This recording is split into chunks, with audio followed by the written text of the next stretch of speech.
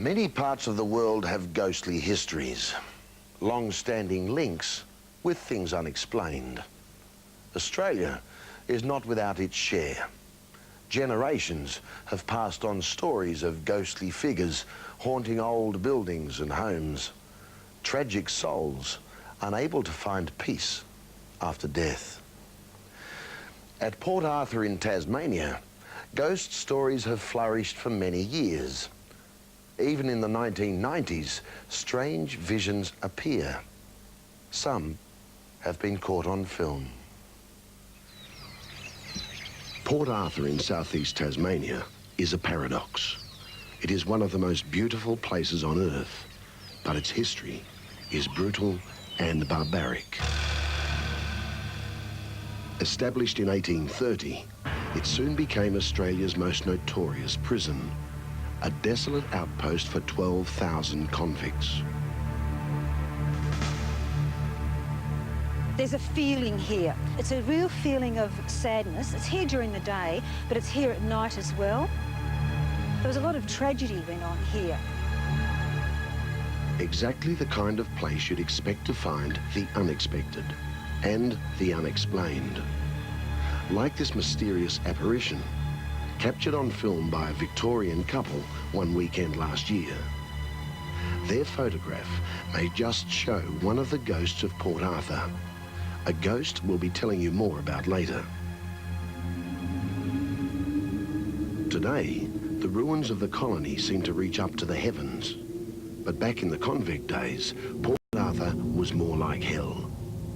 Where once the condemned wasted away, now the curious can wander. You can still see the solitary cells where men were confined until they went mad.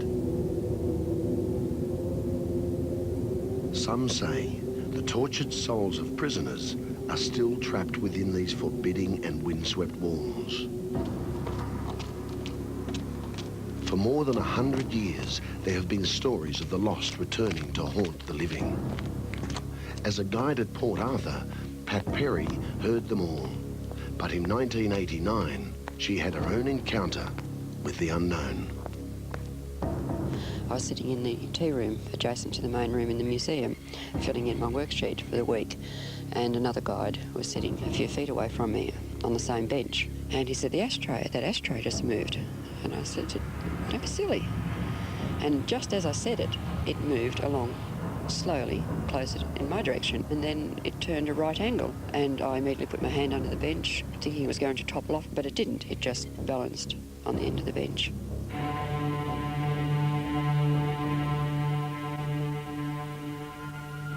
Leslee Kirby had her brush with the ghosts of Port Arthur about the same time.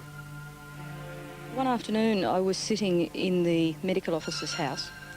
I was doing some research for some people sitting by the fireside, and I became aware of the sound of children talking, laughing as it sounded.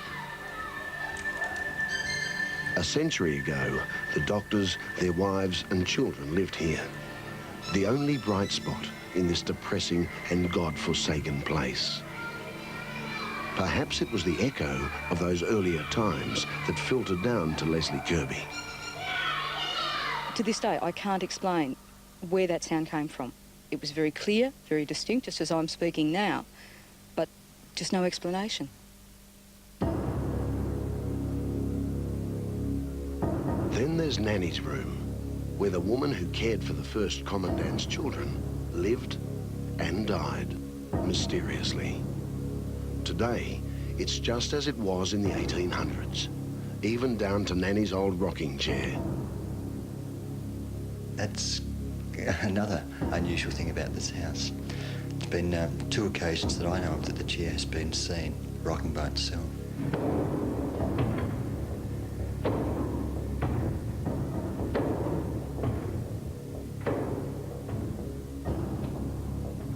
Simmons is another guide at the penal settlement.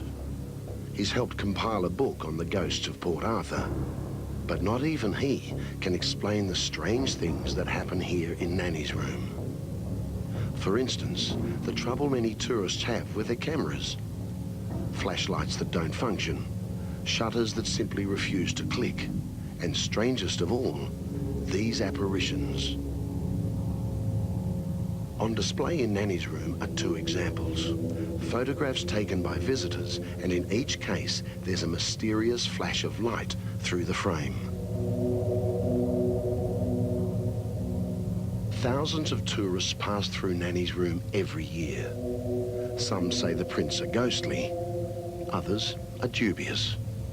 At first, Melbourne couple David and Simone Shaw were among the disbelievers, but soon they were to be converted. I said to David, "Oh, take a photo of me and the ghost," just jokingly, and I put my arm around the rocking chair and he took the photo, and then straight away I took his photo standing next to the rocking chair and the mantelpiece. The last thing we expected was something to come up, and we were totally shocked when, you know, the photos were developed. This was the photograph that shocked Simone and her husband. There, right through the centre of frame, is that flash. But the Shaws are convinced that there is more to their photograph than meets the eye. It's the face of a lady. You can tell it's a lady because it sort of looks like she's got, well, it sounds dumb, but lipstick on. The lips are really prominent. Now, at first glance, you may not be able to make out the woman's face. But when the image is enhanced, perhaps it will become clearer. A ghostly image, or the camera playing tricks? The Shaws couldn't decide, so Simone's father, Jack van der Korpert, decided to get an independent analysis. He had both the camera and negatives checked by photographic experts at Melbourne University. It's a very ordinary camera, and the photographs on either side of this negative are just perfectly normal. So if any light had come into the camera, then it would have been also shown on the other two negatives. The experts have said that they've got absolutely no explanation why that image appeared on the photograph, or actually on the negative.